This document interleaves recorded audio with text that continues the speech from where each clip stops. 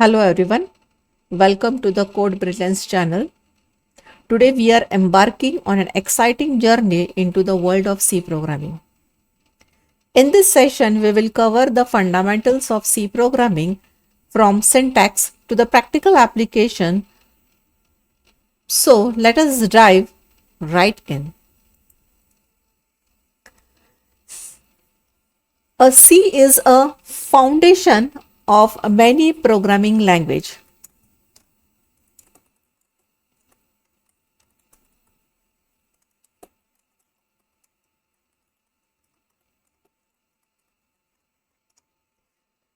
It is known for its efficiency,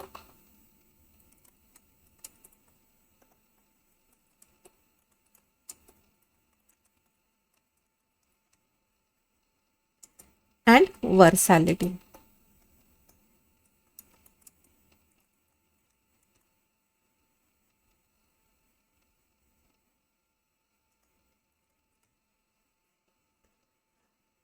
Whether you are interested in a system programming, a game development,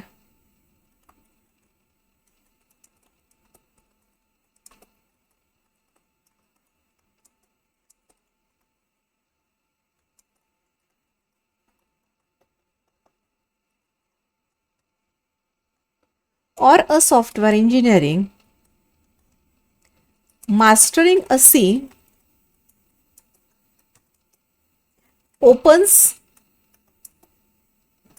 the doors to the endless possibility.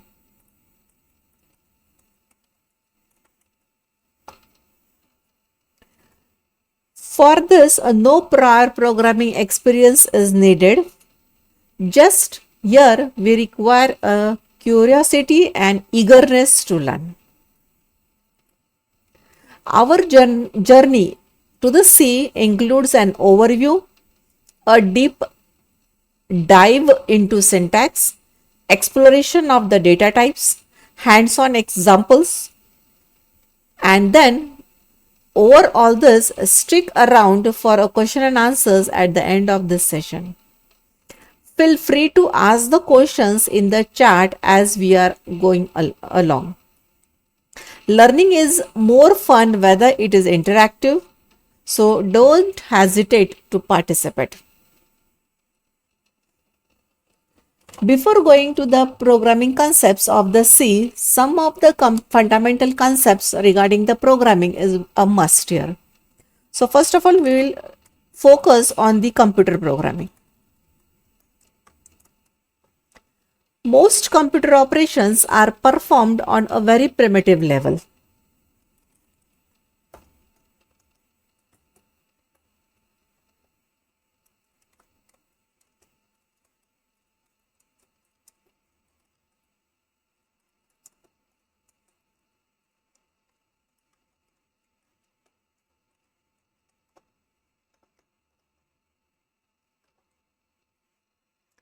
Basic operation of the computer system forms an instruction set, and some of them are very limited and some are extensive.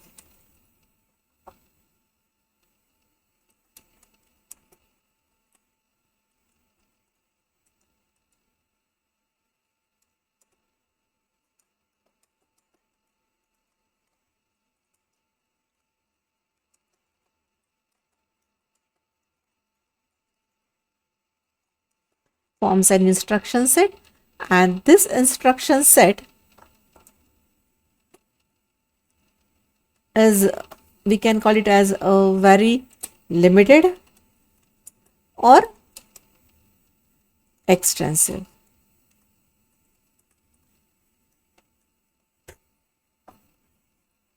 To solve a problem, we need a solution, right? So a finite sequence of instruction that a computer follow to solve a particular problem is called a computer program. A finite sequence of instructions that a computer follows to solve a particular problem is called as a computer program. Some program direct a computer the internal operations, such as controlling the input and output devices or also managing the storage area within the computer. They are called as a system program. So, programs that direct the internal operations of the computer, such as controlling input and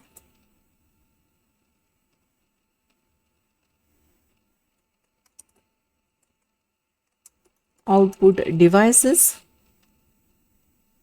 or managing the storage areas within the computer.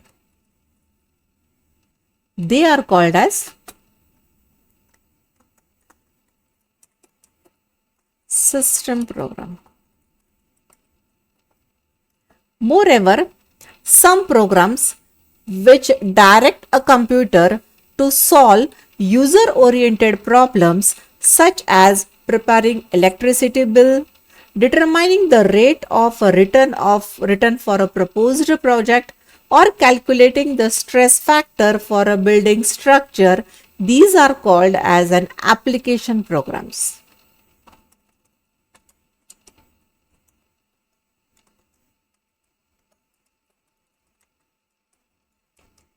Which direct the computer to solve the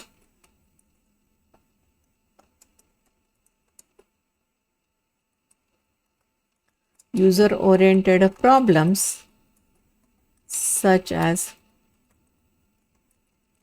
preparing the electricity bills,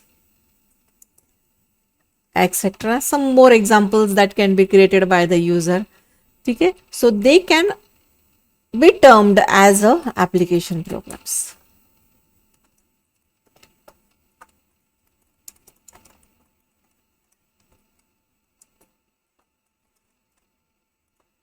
Right? Collectively, the group of the programs that a computer uses is referred to as a software.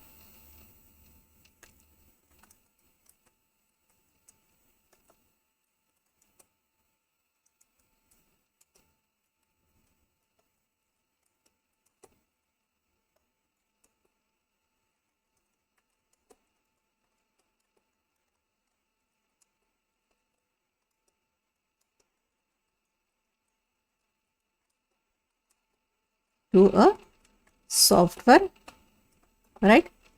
So, developing any but the simplest of the program require a systematic step-by-step approach.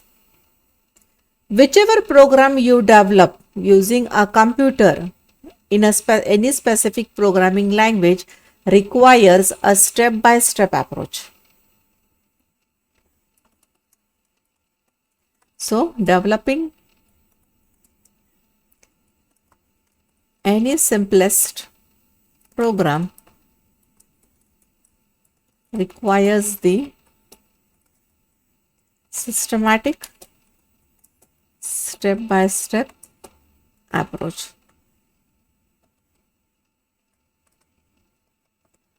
Here we will be looking into a diagrammatic representation of these steps as follow.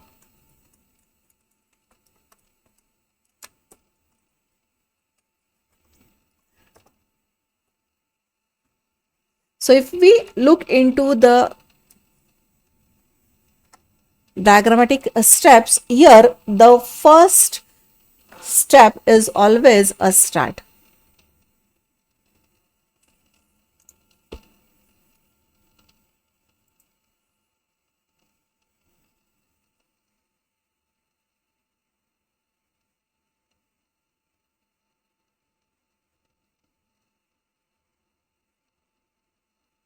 Then is the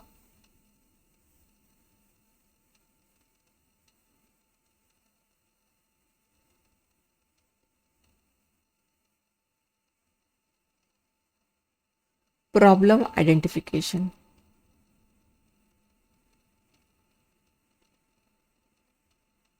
Then is the task analysis.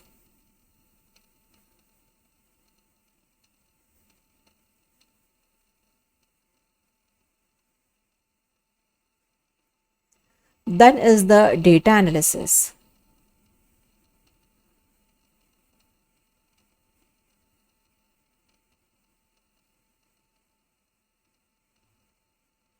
Then comes deciding the input output.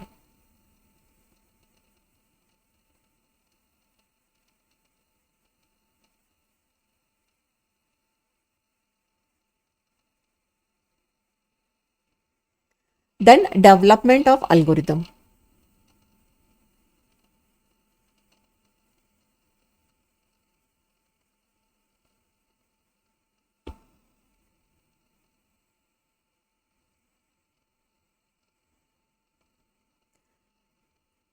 After development of algorithm is the flowchart.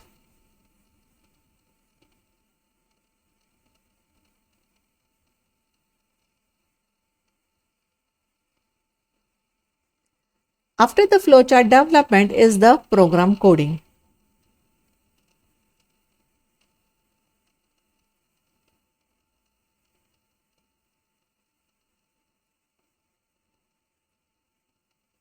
Then comes the program testing.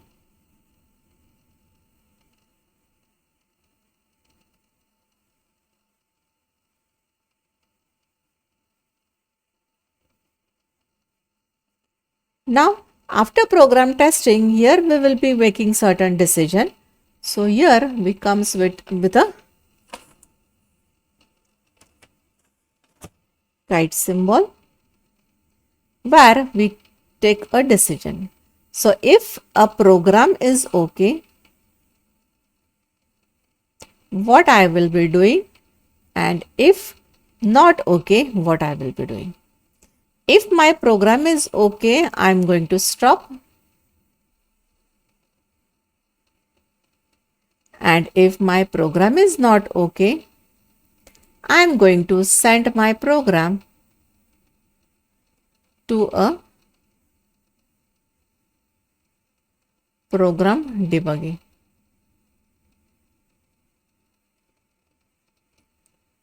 And after debugging the program, we will be again sending this program to the program testing part. So this cycle will be repeating till your program is an error-free program, right? Now in this case, the first is the start which is nothing but the start of your development. Then comes the problem identification. Here we are going to see which type of problem we are going to solve. For example, I want to add the two numbers.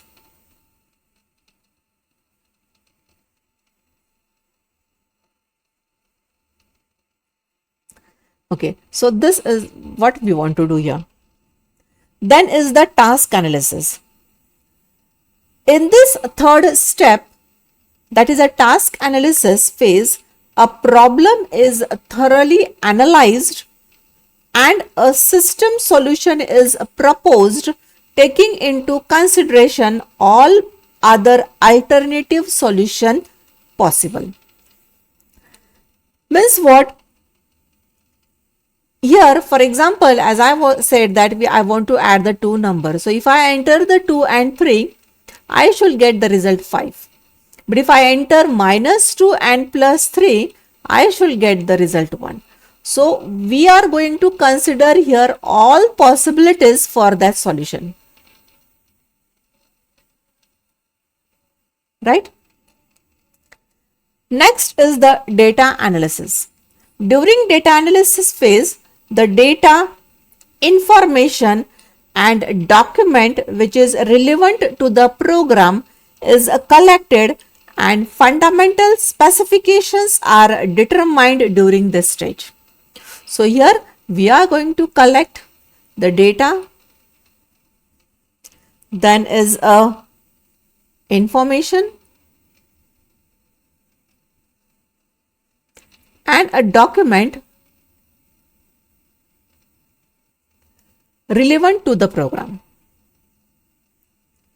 So this all, we can say, a material is collected during this stage. Then comes deciding input and output. If I say that I want to add the two numbers, so two numbers will be my input here and one number will be my output here.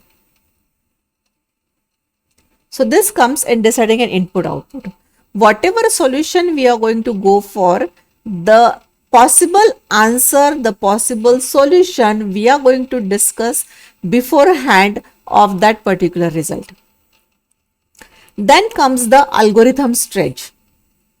The sequence of operations to be performed is in the process of solving a problem is identified and a program logic is planned, preferably using a flowchart.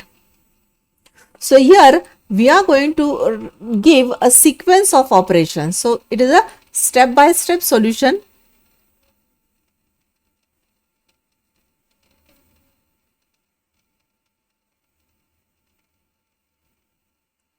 To a problem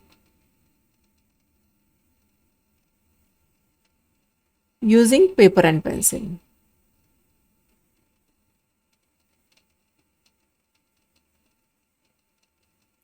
For example, if I say here I want to add the two numbers, so I want to go for writing the algorithm for this. What the algorithm says that it is a step-by-step representation of a problem using paper and pencil.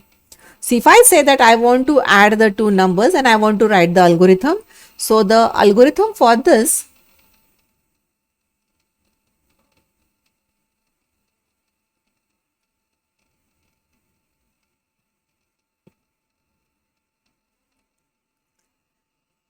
So while writing the algorithm, the first step is a start. Then second step is let A and B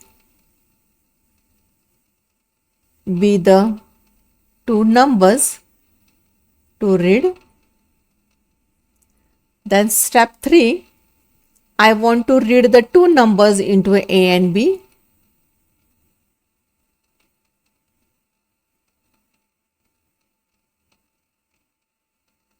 Now I got the two numbers into A and B. Now I want to add them. Step 4, let sum is equal to A plus B. Step 5, print the result, that is sum, and step 6 is the stop. So this is a simple algorithm for the addition of two numbers. Now here there can be more number of possibilities as we have discussed in the task analysis. For example, if I am reading A and B and while reading those A and B, what happened? I have entered a number negative. So what possibilities should be given for the negative number is to be discussed in the task analysis. That also we can write here. So writing algorithm and drawing flow chart is depending upon, we can say, the ideas represented by that particular user. So for example, I want to consider while adding the two number, the possibility that if a number is negative, I don't want to go for addition. So that also we can do by using a algorithm here. For example, step 1, start. Step 2, suppose now read A and B, read two numbers into A and B. Now here I want to check this A and B also. So step 3, if A is greater than 0 and B is greater than 0, then only I want to go for the addition. So then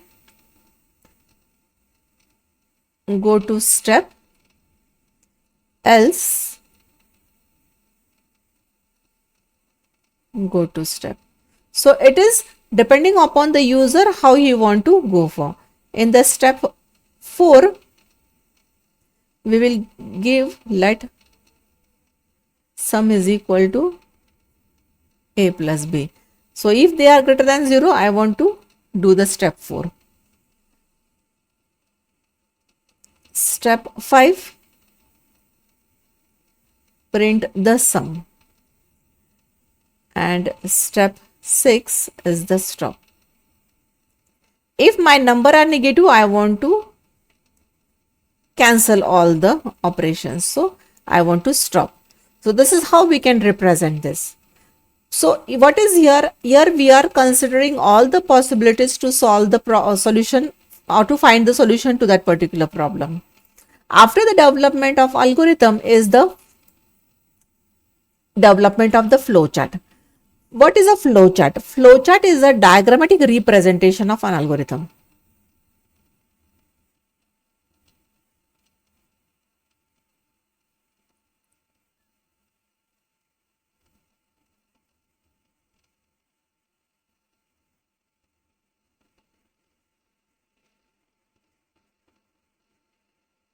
So as it is a diagrammatic representation, so there are certain symbols provided for each and every step you write in the algorithm.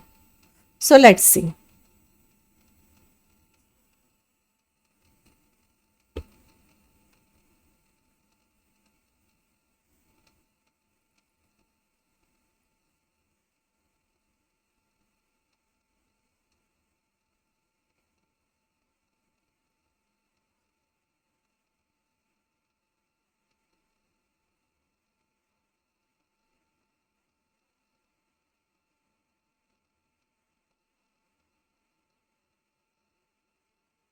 So here, if you are writing a flow chart, and in the flow chart, if you are using a start and stop, which is nothing but a terminal symbol.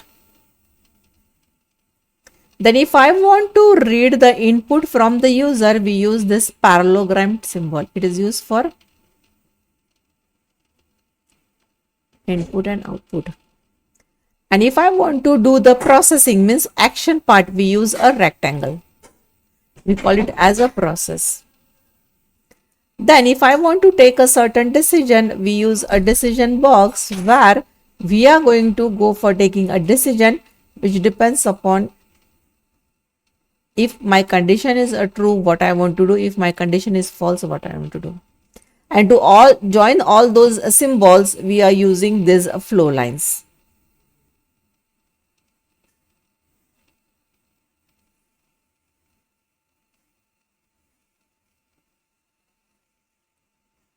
Now, as we have written here the flow, this algorithm, if I want to draw a flowchart for this, so here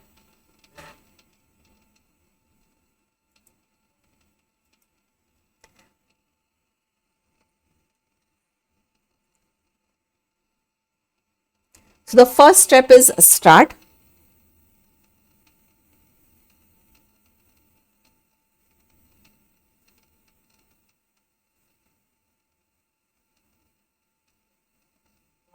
Then is we are assuming here, so it is a process. So let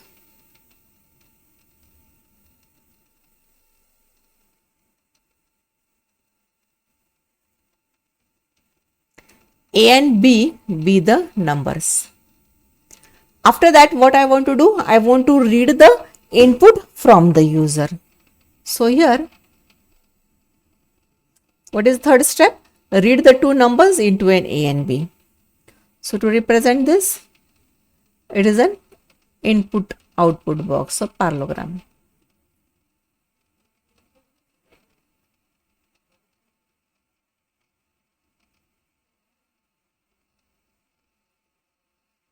After reading the two numbers, what is my step? Let sum is equal to A and B. Now go for the addition.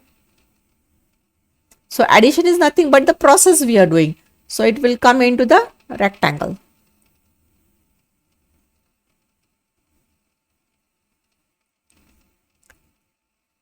After addition, what we are doing?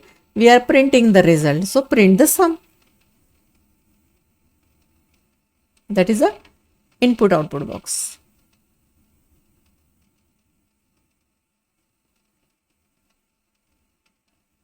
And then a stop.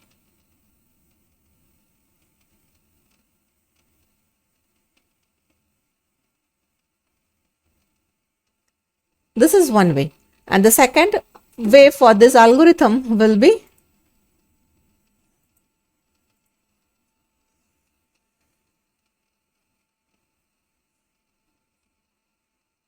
start.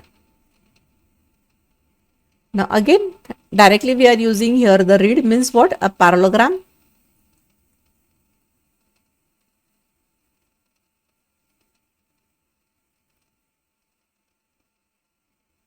After that, I want to check it. So here comes the decision box. If A is greater than 0 and B is greater than 0, then if it is and if it is no. If it is yes, I want to do the addition, that is a process. So let sum is equal to A plus B and print the sum, that is a input output box. And a stop. But now if my two numbers are negative, I want to stop. So here, this is how we can represent this algorithm. Now here, if you imagine, after drawing the flow chart, actually with you is a skeleton of the program. Whatever we want to do, we have represented this in the flow chart. Then comes the program coding. In the program coding, we are going to put those particular steps which we have defined in the flow chart into the respective programming language. So in program coding, we write the code for an flow chart into respective programming language.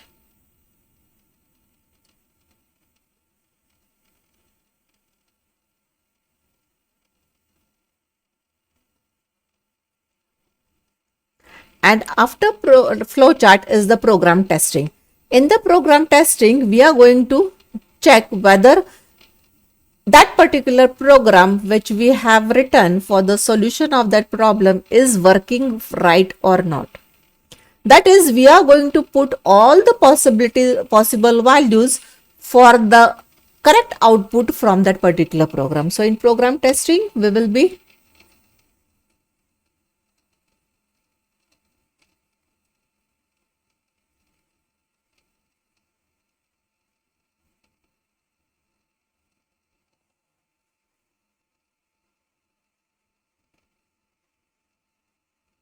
going to put all the possible inputs for the program for the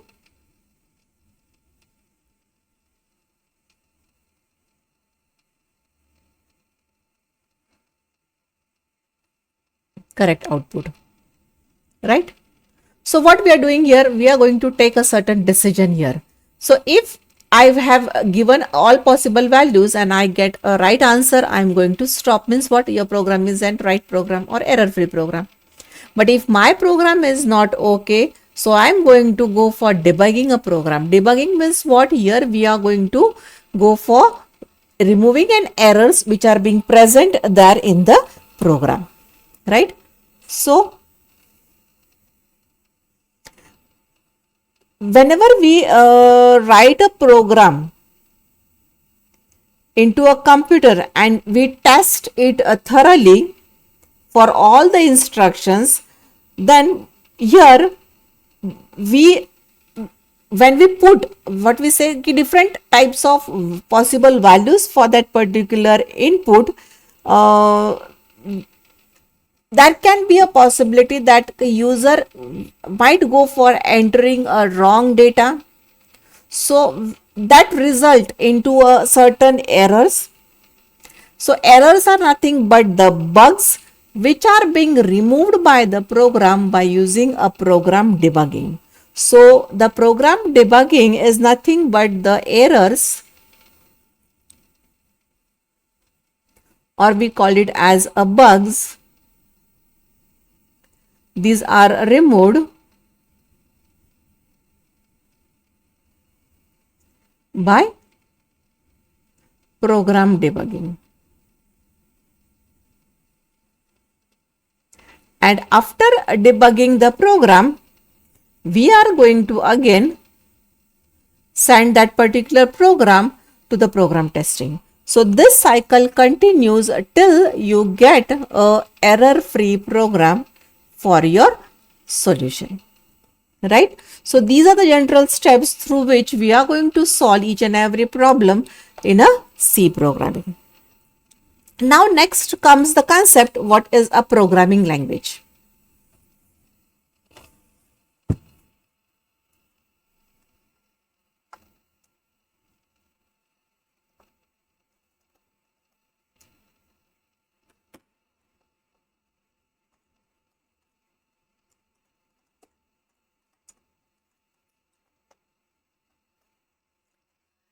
A program communicates with a computer through a language which is called as a programming language.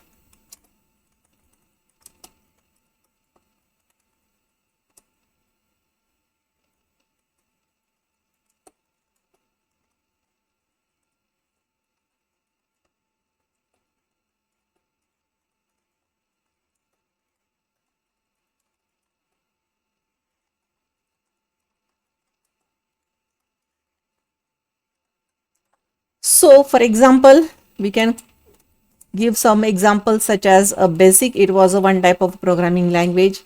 COBOL is also one type of programming language. Fortran, so etc. So these are the languages through which we communicate with the computer.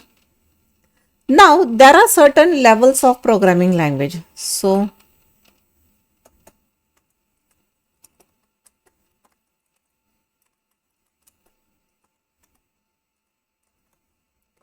first one here is the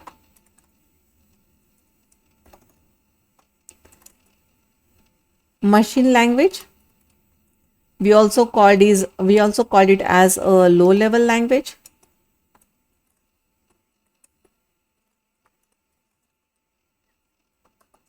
Then is the assembly language.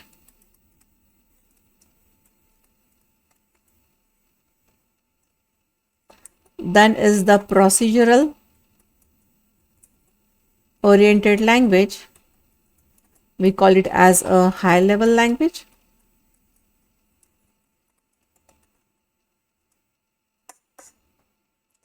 And is a fourth generation language.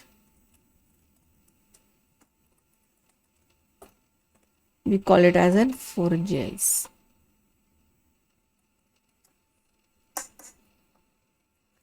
Now, first of all, we'll see what do you mean by a machine language.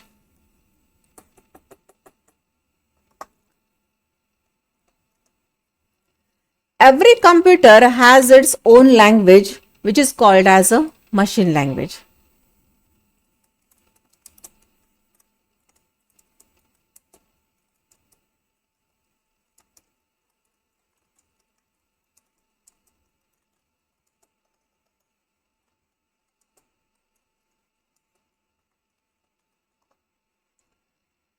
It depends upon a specific hardware of a computer. So it depends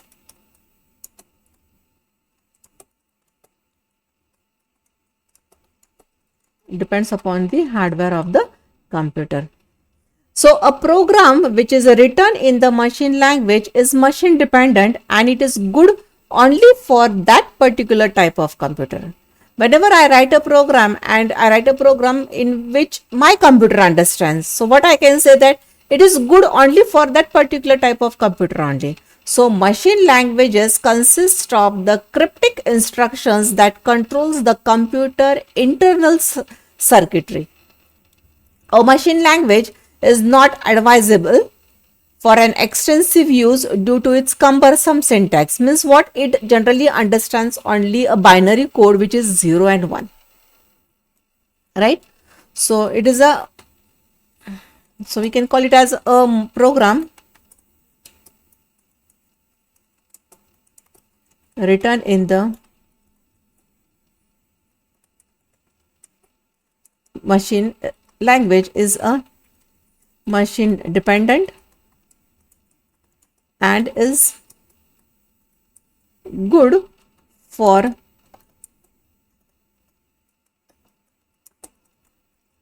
that particular type of computer.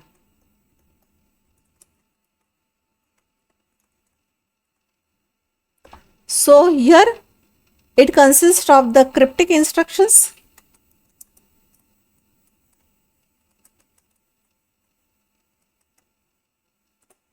that a computer which is controlled by the computer internal circuitry, and this is we can say available or is in a binary code which is nothing but the zeros and 1.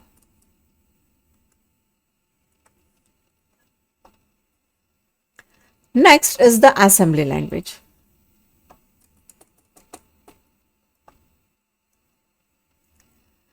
Assembly language are less cryptic than the machine language, as sequence of 0 and 1 are replaced by the symbols. Less cryptic as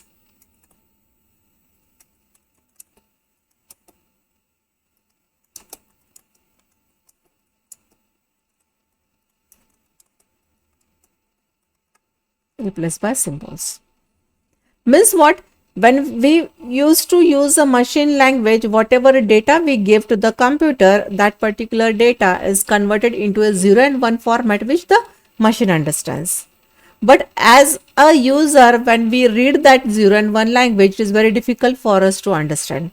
So we switched on to the assembly language.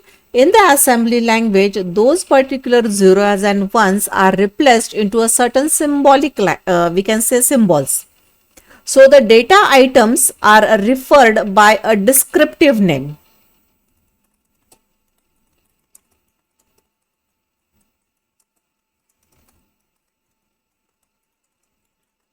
For example, we used to use here certain we can call it as a symbol such as an add, sub, then suppose gross, suppose a tax, and so on. However, this assembly language program is first translated into the machine language instructions by a system program.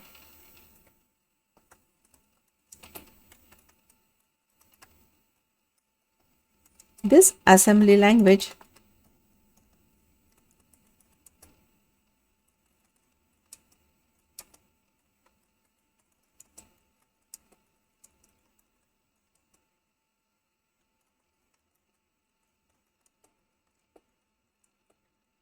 by the system program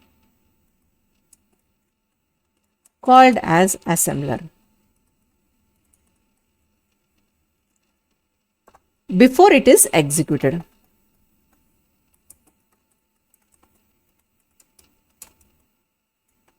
Why? Whatever language you write, that is a user dependence. Means whatever language we understand, we will prefer that language.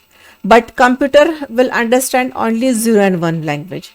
So whatever instructions we are written in a assembly language, those instructions are converted into the machine instructions by a system program, and we call that system program as an assembler before it is being executed. So assembly language are low level language because one statement produce one specific machine instruction. Hence, assembly language was also not portable. So this assembly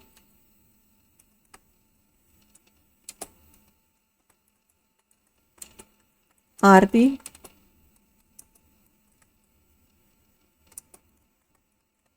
low level language because one statement produces one specific machine instruction.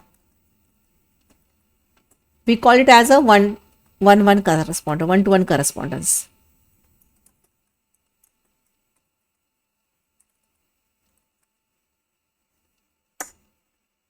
Hence, this assembly language was not portable.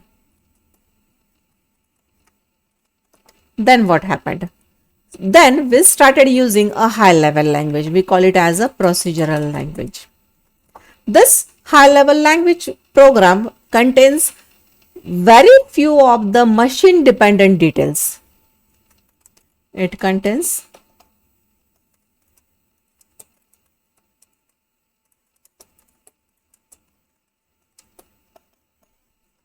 very few of the machine dependent details which is required in the machine or the assembly program. Here they can be used with a little or no modifications on the variety of computer.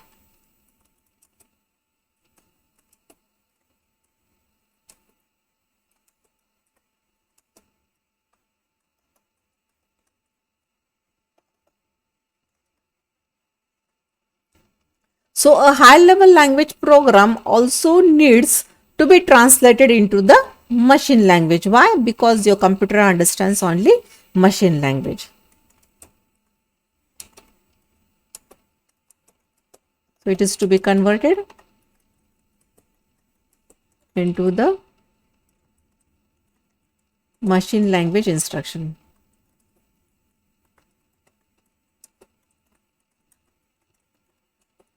Before it can be executed. So this translation is called compilation and it is done by a system program called as compiler.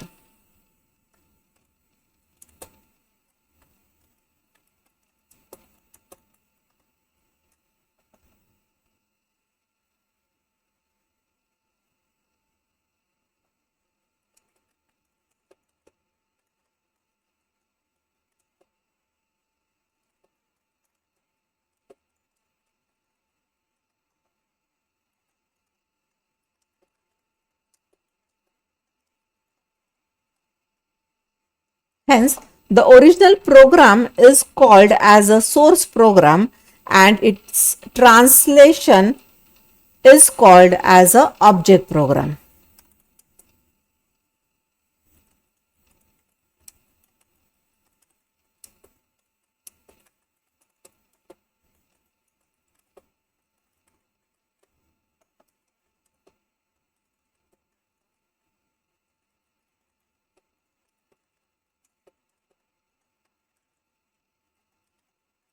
Right?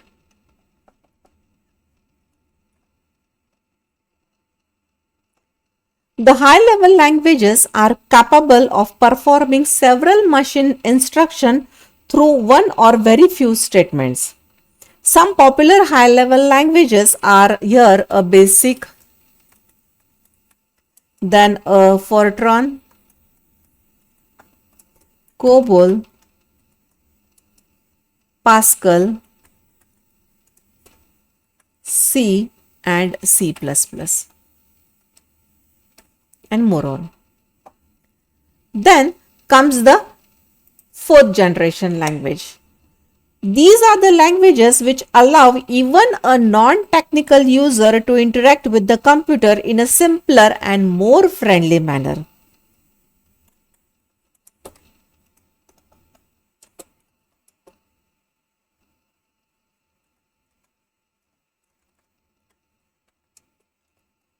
non-technical user to interact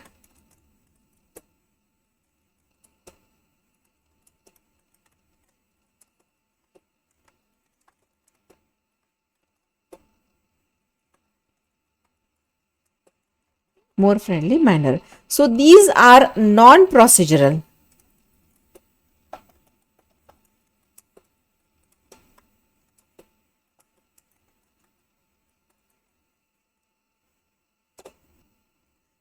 Now what is this non-procedural? Non-procedural means what? The user need not define the detailed procedure required to arrive at a final result.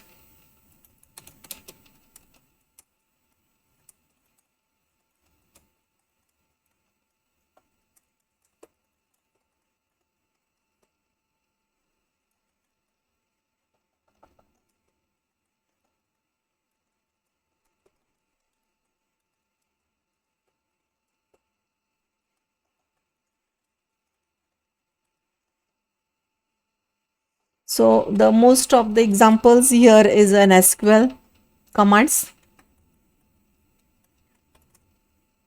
Then is DBase, Fox Pro. These were the database programming languages, and so on. So these are the fourth GL language. Now evaluation of C.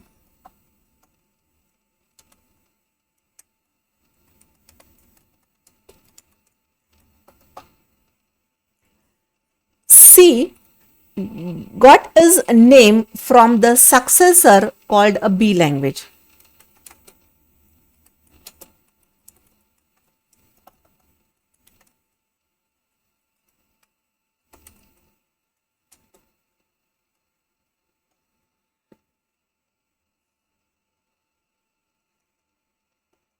We can call it being a successor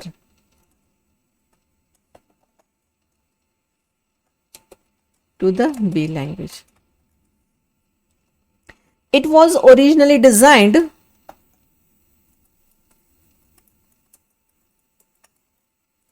by Dennis Ritchie in about 1972 at 80s and is Bell Laboratory.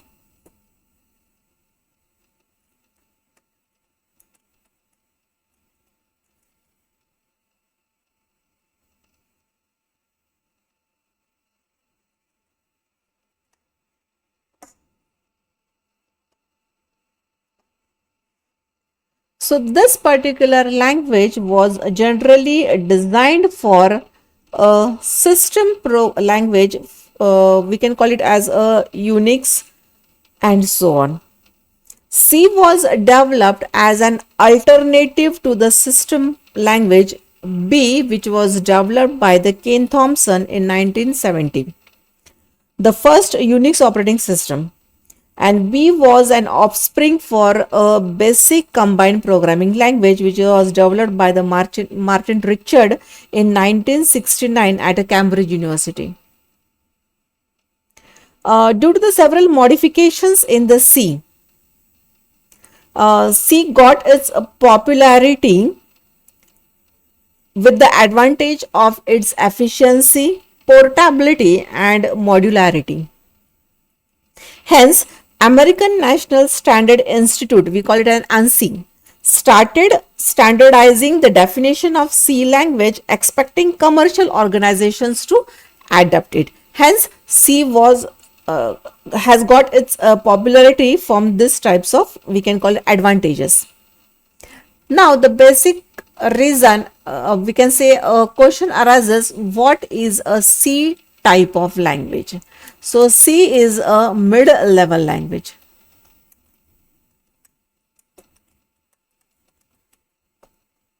Now, why a mid-level language?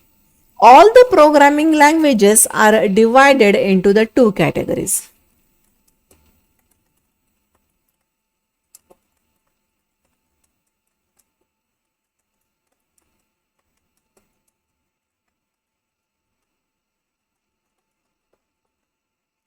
First one is the problem oriented language, that is a high level language.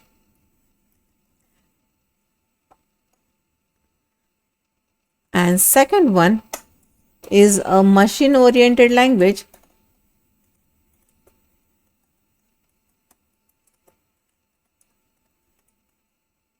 called as a low level language.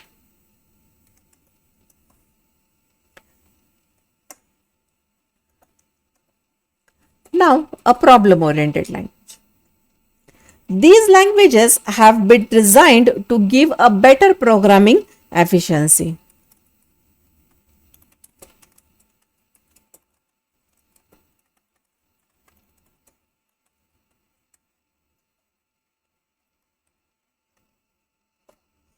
That is a faster execution.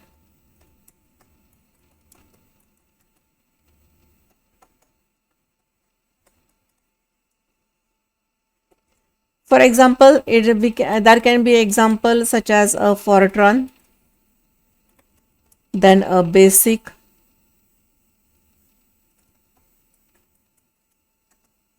and a Pascal, etc. Then a machine oriented. A machine oriented languages are designed to give a better machine efficiency.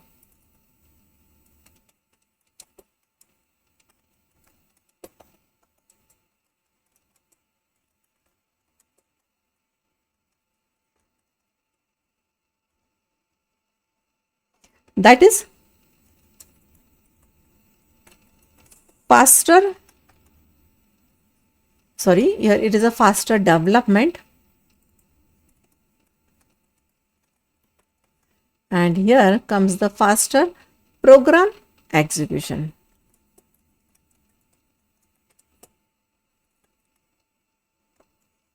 For example, assembly language,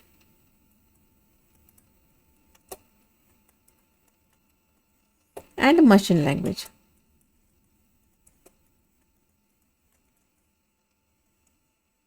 Now, a C falls in between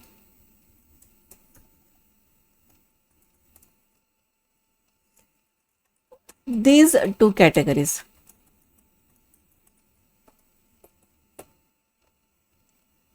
That is why C is termed as mid-level language.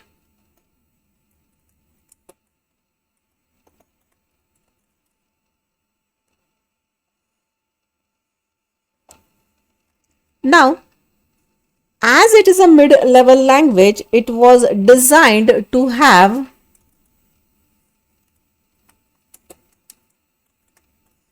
first is a relatively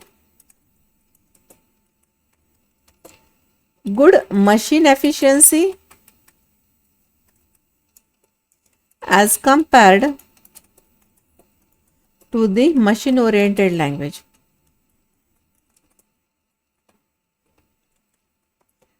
And second one, a good programming efficiency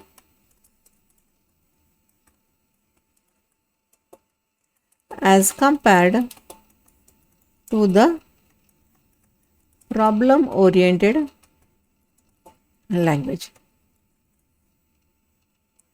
And hence, since a C provide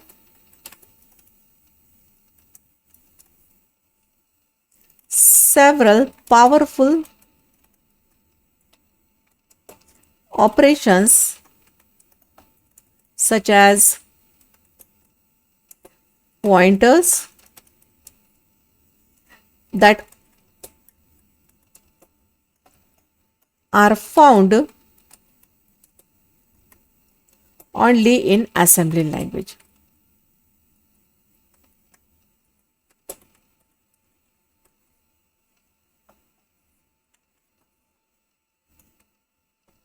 And hence we call C as a mid-level language.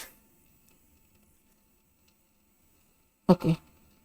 Now when we are going to write a program, here whichever program, where you go for writing a program depends upon the editor which you use. Whenever we write a C program in the Windows, the program is being saved by .c extension. We call it as a source file. After writing a program, we are going to compile the program to convert it into the machine language, and we get a .obj file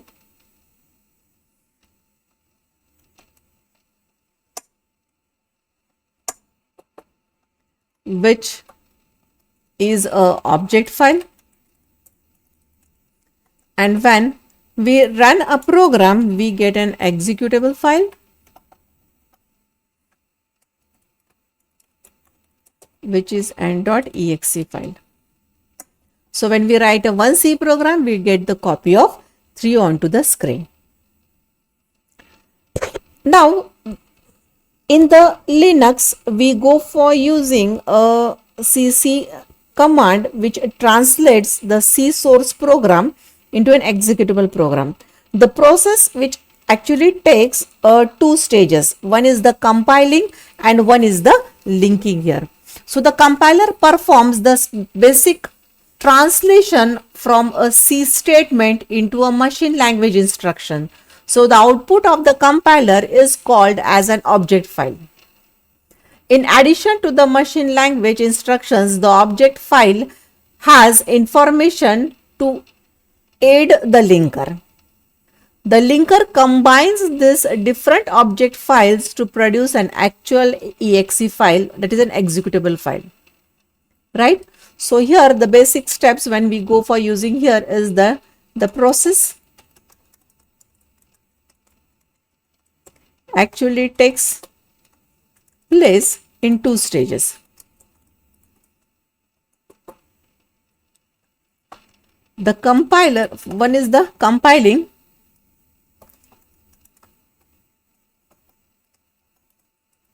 and a linking. So the compiler performs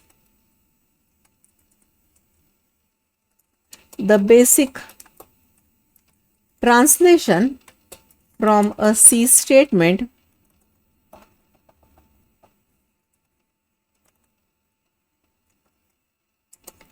into machine language, instruction. Then the output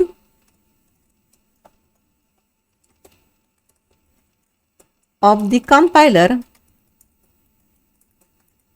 is called the object file, and in addition to the machine language, the object file has information to aid the compiler, that is to assist the linker, to assist the linker, right? Now question comes, what do you mean by a linker? When we compile a program, a compiler will have to compile not only a C source program, for example .c file, but also all the functions which are written in the program, for example printf, scanf, whichever functions we are going to write in that .c file. Since compilation involves a lot of the work, compiling every function used by the program will greatly increase the time of compilation, right? So to avoid this compiling, the code for the printf, every time when the program is compiled, a set of function like printf, these are compiled beforehand, and the machine language instructions are stored in the file which is called as a library file. So the compiler compiles only one program while the linker joins or links the output of the compiler to the library file. which produce the desired standalone executable file.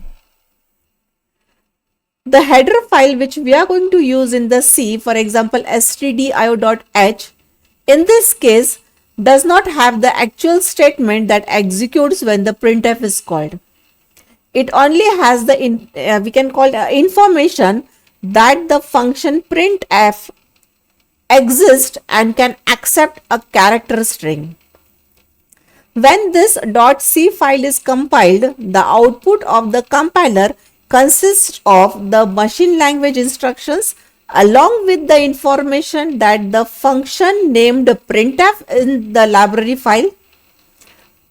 Upon finding this printf in the library file, the linker will modify this machine language instructions generated by the compiler to call the instructions corresponding to the printf. The major advantage that the program written in different language can be compiled together by this linker. So the final product after linking, that is an executable object code, is stored into another file with a file name. For example, in the Windows is .obj and in the Linux is a.out, that is an assembler output. We call it as an assembler output. Now to execute the program, in the Linux we type a.out, which loads the program into a computer memory, which initiate the execution of that particular program. And in the Windows operating system, we go for running that particular program. Now if the program does not performs an expected user output, again the user has to create a source program into the text editor by making some logical changes into it and recompile that particular program to remove all those particular error for the desired output which the user want. This process is called as a debugging, right? So these are the certain, we can say, steps with the linker. Every time when I want to compile a particular program, each and every, we can say, a statement is not executed. Linker will load those particular libraries which we have used in the program with the statements which we have written with the, we can say, a user defined statement. So the user defined statement and the library functions are linked together by the linker, and then we get this object file, right? So these are the certain, we can say, explanation for the linker here.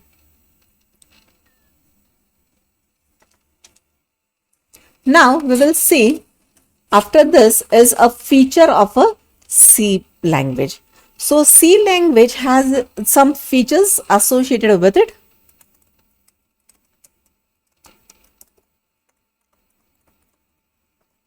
The first feature is that C is highly portable. Means what? This refers the ability of a program to run in a different environment. Different environment can include here the computer, operating system, or a different compiler also. Then second is that C has a rich set of built-in functions and operators.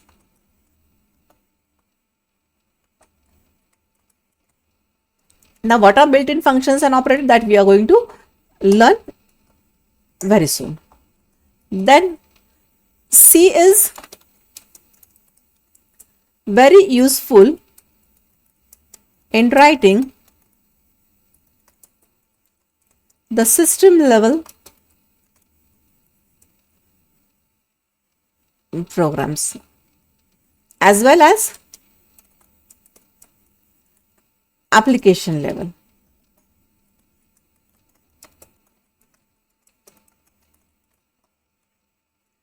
Then more features we can call it, a variety of data types and operators are available in the C.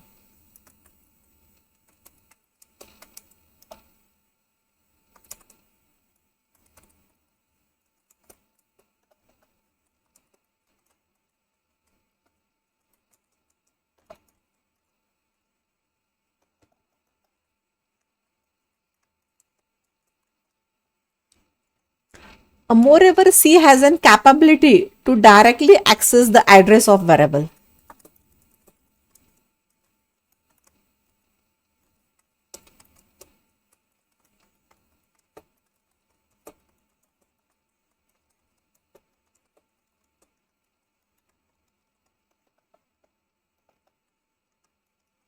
Whenever we store a data into the computer memory, those particular data is being stored with certain memory address to it. C has a facility, or we can say a capability, to access that particular address also.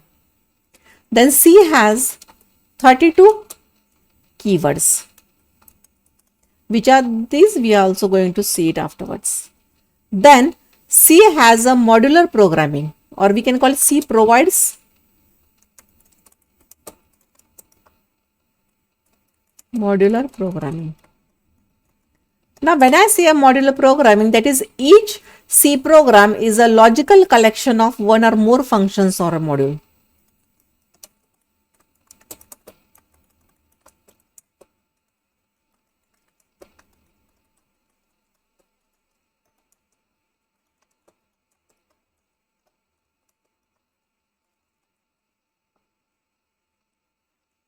Then C is a highly structured language.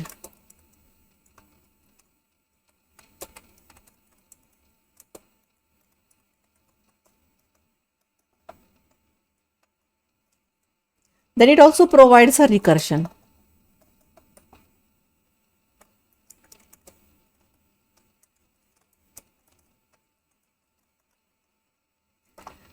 C has, we can say, C also provide a dynamic allocation of memory.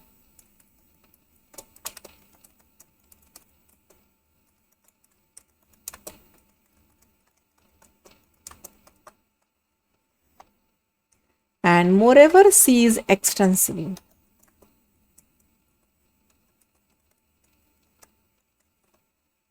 That is, user can continuously add the library of functions supported by the C library. So hence it is an extensible. Now come to the structure of a C program.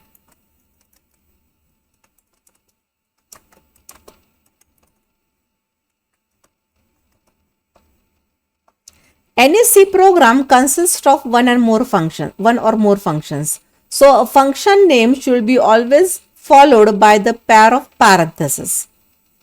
Hence, our first C program starts with a void main. Begin. Then here is a variable declaration.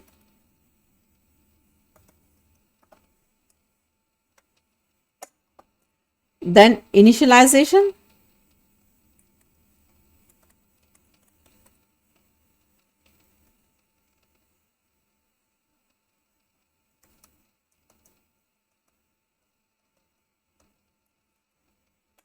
Then a program statement.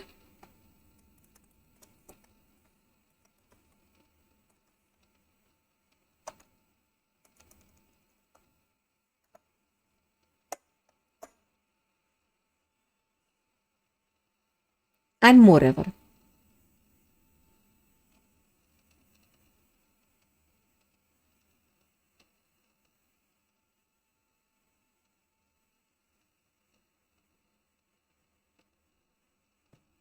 So any C program consists of one or more functions into it.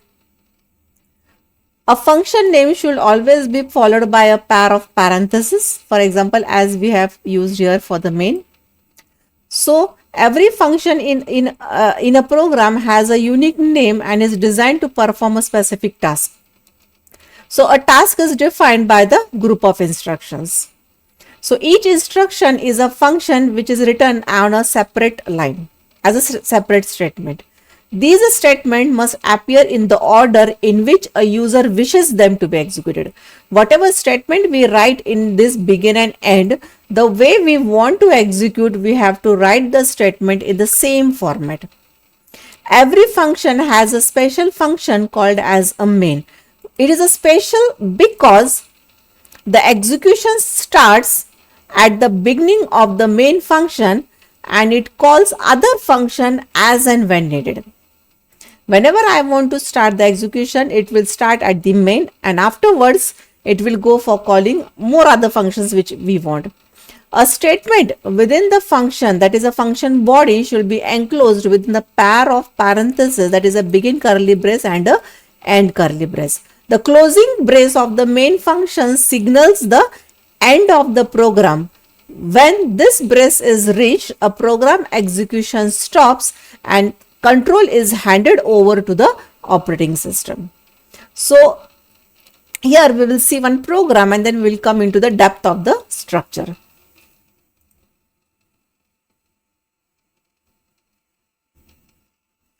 A simple program to print for example, a hello message onto the screen.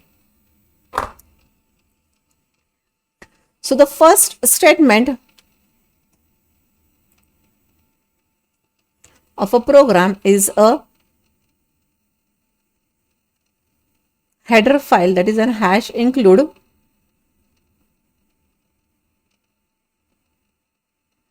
stdio.h. Then comes a void main. Then begin curly brace, a message, for example, printf,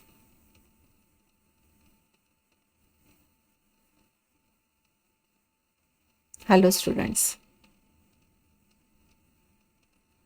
and end. This is a simple program which is going to print a message hello students onto the screen. Now we will explore each and every statement which is used here. Now the first statement here is a hash include stdio.h. This is a header file. Whichever statements which we include in the angular brackets are all header files. This hash include is a preprocessor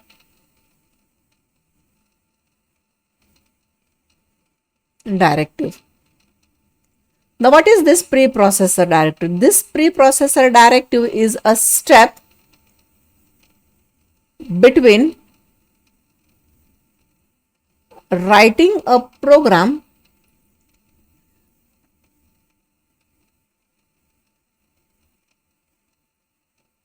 and executing it.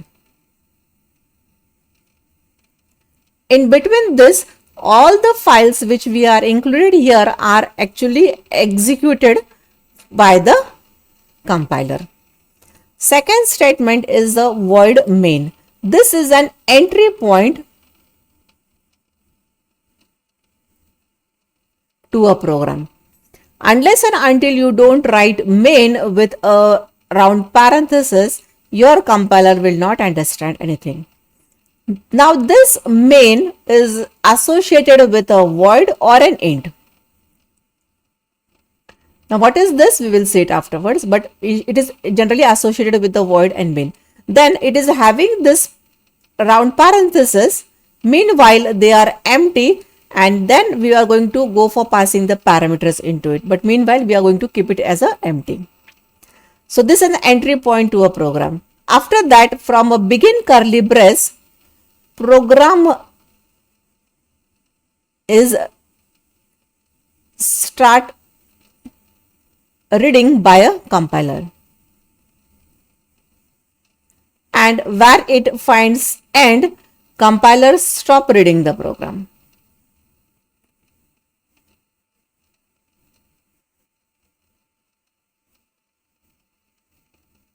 And in between this begin and end, we are going to include all the statements which we want to execute. So while writing those statements in begin and end, the way or the sequence in which we want that particular program to execute, we specify that particular statement in the same sequence format. So we call it as a procedural language. Here we have included one statement which is a printf statement. This printf is one of the input-output statements which we are going to use in the C. It can come into the two types of format. The first format which we are looking here is a printf, and into bracket whatever message we want to print. whatever message we want to print, we have to specify it into a double quote, right? Then each and every statement in the C terminates with a semicolon. This is an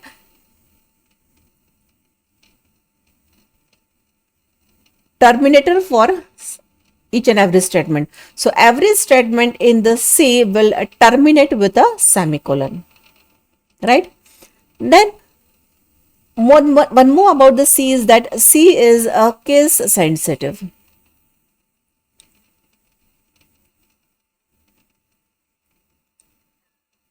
Language. Why? Because it makes a difference between the capital and small letters.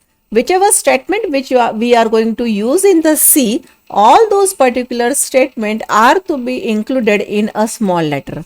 So for example, here include std, void, main, printf. This all are in the small letter as they are C inbuilt statement. But the message which we want to print on the screen, for example, hello student, this is the user prompt. So depending upon the user what he want to print, it can be enclosed in double quote. So this is a user prompt, so it can be in the small letter, it can be in the capital letter. Else other statements which are C oriented, those statements should be in the small letter, hence we called as a C a case sensitive.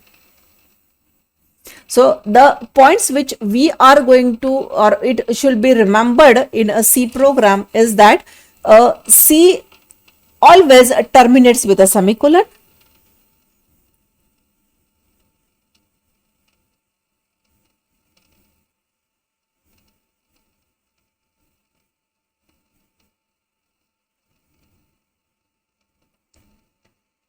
Then it is a case sensitive.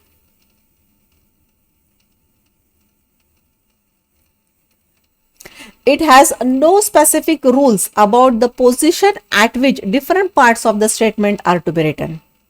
So it can be written, we can say anywhere between the begin and end, right? Then no blank spaces are allowed within the words here.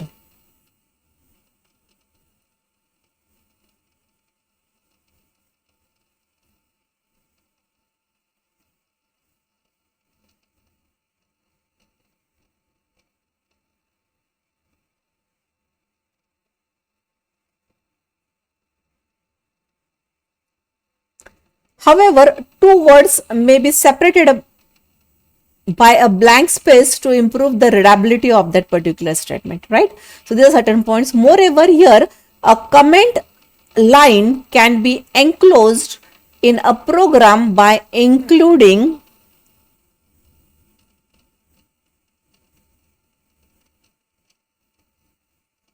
it between a slash star and a star slash. Whatever statement we include in this comment is ignored or not read by the compiler.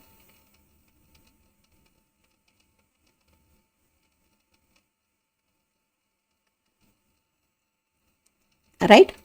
So here one more we have said is the statement printf.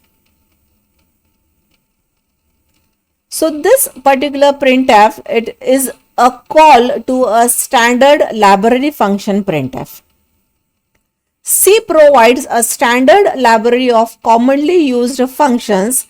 So when a program uses a function that is not coded as a part of program, a compiler searches through the library, its standard library for that particular function. If the compiler finds the function, it adds the necessary code for that particular function into the program, right? So these are the certain, we can say the parts of the statements to be remembered while writing the program. Okay. So we will look at the summary. Today we have focused on the finite sequence of instructions that the computer follows to solve a particular problem. Then a machine language, assembly language, procedural oriented language, and fourth generation language. Then the language which is that a C language is developed by Dennis Rich A in 1972 at AT&T's Bell Laboratory. Then C is a middle level language. Then C provides certain powerful features also, that also we have focused. And a C program, which is a collection of one or more functions, so each performing a particular task. So with this, the introduction of the C is completed, and in next lecture we will focus on to the data types which are being used in the C. Then we are going to see the C keywords, then a character set, variables, constant, types of constants, then arithmetic operators, whichever operators there are in the C, all those particular operators we are going to look into the next topic. So the next topic will be the data types and the operators in the C. And hence that wraps up our introduction to the C programming. I hope you are excited as I am about delving with the next with this powerful language. Hence stay tuned for more lessons on this series, and remember, the best way to learn is by doing happy coding, everyone. Thank you.